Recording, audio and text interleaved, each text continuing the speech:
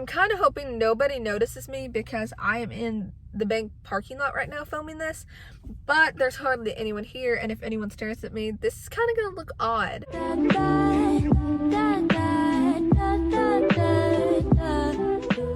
Hey guys, it's me, Emily, and today I'm going to be telling you about my experience getting my license during COVID-19. I actually got mine last year, back in July of 2020, and it was a little bit different of a process than what I've known other people to go through pre-COVID, so I just wanted to share my advice and some advice on just taking the test in general. Definitely, if you're going to take the test, treat it like any other test and study and practice and do whatever you need to. Personally, I practiced like parallel parking and overnight parking several times before my test. Like when I knew that it was going to be scheduled, I tried to do it several times just to have that experience because that was something I was very nervous about. So if there's something you think that you struggle with, definitely try to do it more and ask for help. Have other people help you, friends, family. That can be really helpful to have. So again, definitely just practice. I know that sounds kind of cheesy, but like it really does help. Secondly, figure out when you're able to schedule your appointment to take the test. This has been different for everyone that I've known, and it was kind of different for me. It takes a long time to schedule it, or at least in my state it did. And to this day, like, people still have trouble getting in because there are always people wanting to take their test or get it renewed or whatever that may be. So plan that ahead. It definitely may not be the case of you just saying, okay, I'm going on Friday to get my test, because you may have to wait like a couple weeks, a month before you can, because a lot of places were very backed up when I went to get mine. And also know that it could be very difficult to schedule an appointment. My Clark County office, or in your case it may be a DMV, they had their hours, they had their phone number, and I tried calling several times and like no one would ever answer. I would try different times of the day. I knew someone that actually like works at the office or in like that kind of jurisdiction, that area, and like they would give me numbers and like no one would still answer. So it took about a month or two before I finally just so happened to get a hold of somebody, and I just took whatever the first appointment was. Again, that may not be the case in your area, but it just was around here. So yeah, it may take quite a while like before you can. Now, as someone that has a lot of nerves just in general and driving anxiety on top of that, I was very nervous to take my test, but I just tried to make sure that I knew what I was doing, again, by practicing it. I tried to have the air conditioning on because, again, it was July, so even though it was in the morning, because my test was either 8 or 8:30, I had like my air conditioning going just to help me feel a little like cooled off and not overheated. Personally, I eat Altoids, and those help me when I feel anxious, whether it's just in general or when I'm driving. So I just tried to do things just to make myself a little bit more comfortable and not feel as nervous, and just know that like whatever happens, it's okay. But something incredibly important is not even just because of COVID, but just it's a general rule that I just somehow didn't do, was be on time for your test. Now, I did leave my house early enough to get there because I take the back roads. See, you have to take a interstate to get to where our Clark County office is. Well, you can take the interstate or a back road.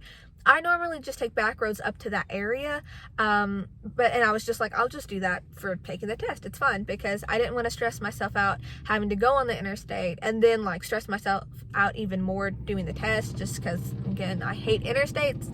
So I was like, okay, so we went the back roads, and like everything bad that could happen almost did. Like the traffic, there was like a roadblock, and then the traffic was backed up horribly. So I was about 10 minutes late for my test, which was super embarrassing, and I felt horrible, number one, for the driver or the driving instructor. So if you're going to take your test, be on time, plan for everything, don't just plan for the time that it's going to take to get there, but like plan for if there's traffic, if you blow out a tire, if you spill something on your shirt, just really pay attention to that. Luckily, my driving instructor was super nice. He made a comment about it, but he didn't like count me off or anything because of it. There was just another kid that went ahead of me, and then like it was my turn. I was supposed to be the first person of the day, but again, missed that. So he did let somebody else go, and that was perfectly okay. I was really, really lucky to have somebody that was so nice and understanding, but that's not always the case. Now, some of the things that they did because of COVID was they required us to wear masks. So the instructor had one, I had one. My mother just stood outside of the like parking area, but I think that's what parents normally do.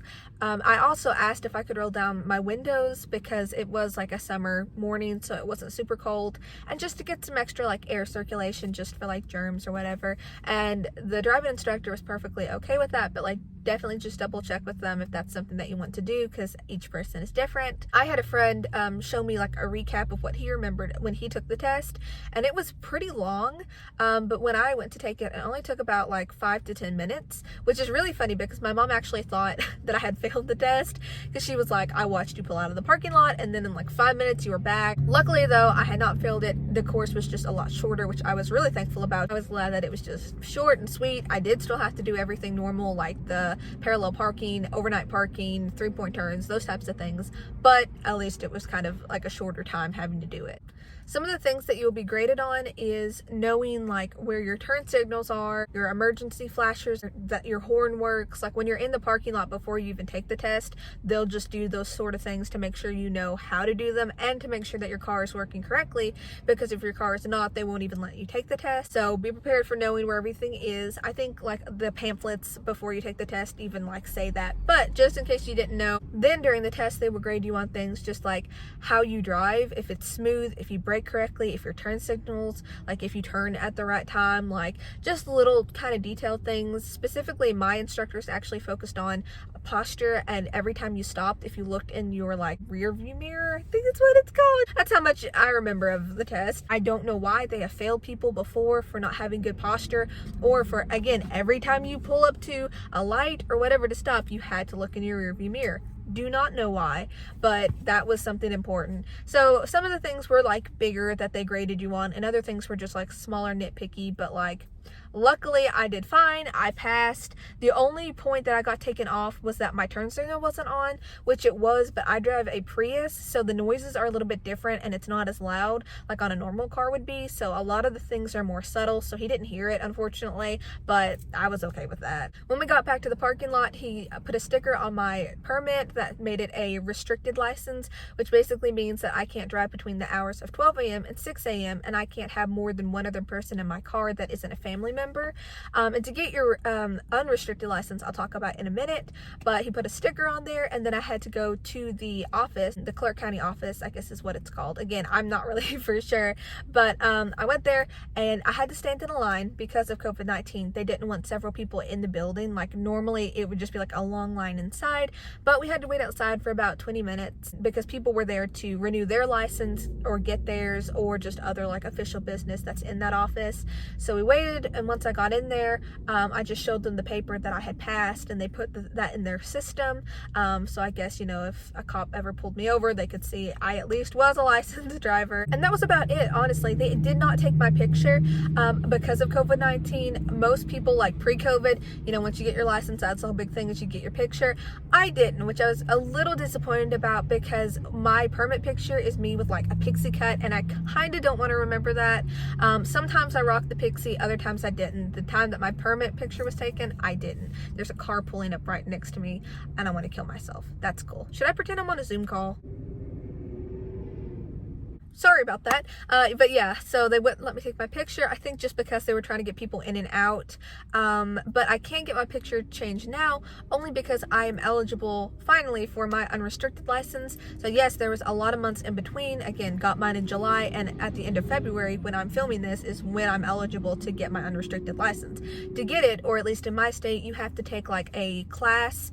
Basically that's a summary of like the things that you learned when you took your permit test, which if you haven't taken your permit test yet, it's things like the rules of the road, road safety, road signs. So you're basically just going to be reviewing those types of things. So yeah, that was the process of getting my license during COVID-19. It wasn't too terribly different, besides just scheduling that took a little bit longer, having to wear a mask while driving, the course being shorter, which actually worked as an advantage, waiting in line outside of the again, whatever you want to call it, DMV Clark County office, and just not getting my picture taken. That was it. Everything else was normal, and I've been driving for for a couple of months. It's been great.